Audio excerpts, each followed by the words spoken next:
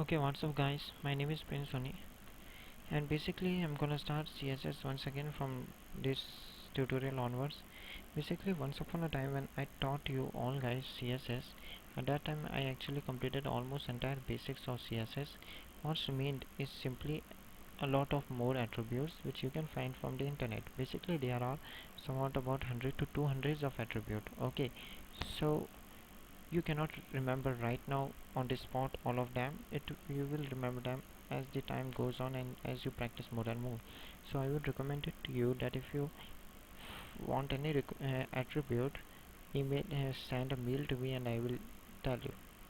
Just kidding. Ha, I don't know all of them. Okay, you should actually search them on Google and it will tell you. Okay, so now in this tutorial I'm gonna, okay, in any case I'm gonna tell you a lot of attributes. What I want is that you just try to understand all of those.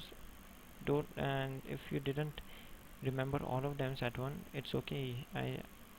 I'm pretty much sure that you cannot, but I'm just telling you some of the most used attribute. But before using them in this video, I'm gonna tell you about various styles, sheets we can represent. We can represent them inline, embedded, or external. To represent them in inline, we do it like this. Okay, let it be over here. After style, after title, gonna say style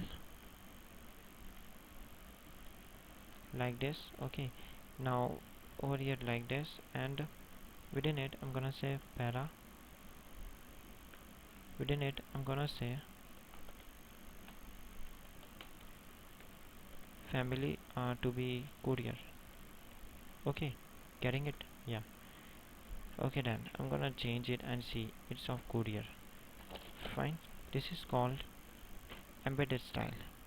Now what I do over here is that I'm actually also gonna tell you the conflict among them. uh, Over here I'm gonna say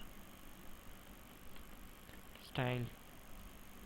See, what I do actually is that it used to be like this, but I never do it like this. I make a space between equals. This is because to reduce complicacy. Once again, it looks good and actually a viewer can easily understood that yeah, after equals it is this instead of this.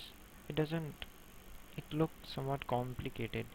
Right now you won't understood it, but actually when there are a lot of operations somewhat like this, somewhat if it is like this, and then comes this, then comes this, and then comes this, at that time you will understood that if I have a break, this is, and if I have a break like a space like this, then viewer can easily understood it. Okay, so I used to use white space, and you should also, it's always good, it's never bad. Okay, so use them. Now within style I'm gonna say font family. Oh come on, font family to be Arial. Okay, I'm gonna say it to be of Arial. Gonna refresh it, and you see it becomes of Arial. So basically the browser prefer to use if there is a conflict between embedded style sheet and inline style sheet. This is called inline style sheet, the one within tags. Okay, then browser will choose inline style sheet. Now I'm gonna make a external style sheet for sure. Okay, and do it like over here.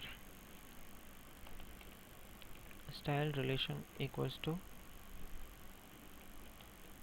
style sheet like this. Oh come on,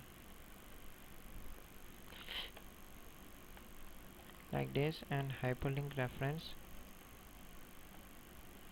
uh, it's within style folder and it's named as index.css like this. Okay, yeah. Now I'm gonna tell you, wait a bit, let me make myself offline, because guys, I don't want my guys to think that I am actually coding right now. Okay, so now what's the notification? Fine. So this is it. Now going to index.css, it's sans serif. As you can see, I had already created it sans serif. So I'm gonna go over here and refresh it, and we'll see that it's still Arial. So as from this we understood that browser prefer Arial if there is a conflict between inline, embedded, and external. See, external is trying to make para as sans serif, embedded is trying to make para as courier, inline is trying to make this para as Arial, and browser choose inline style sheet. If I remove this sheet from over here, then what would happen? Let's see. Browser choose courier. So move embedded and external. Browser choose embedded one. If I remove this sheet over here, then browser, what would browser choose? What actually happened, damn it?